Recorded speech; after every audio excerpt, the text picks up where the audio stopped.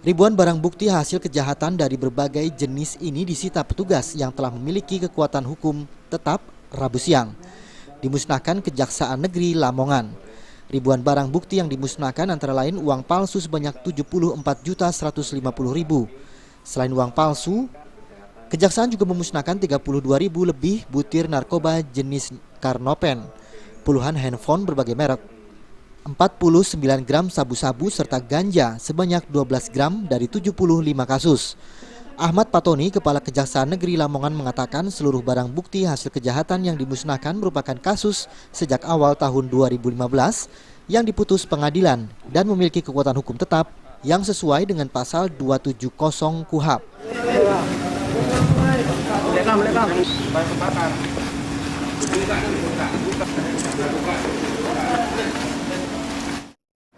Betul.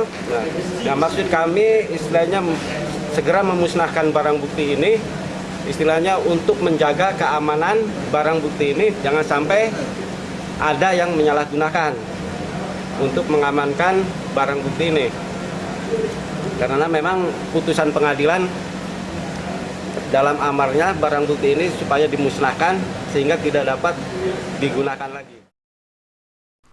Setelah pemusnahan, ribuan barang bukti ini ditutup dengan penandatanganan nota berita acara berkas pemusnahan barang bukti antara Kejari, Kepolisian, serta Dinas Kesehatan Lamongan.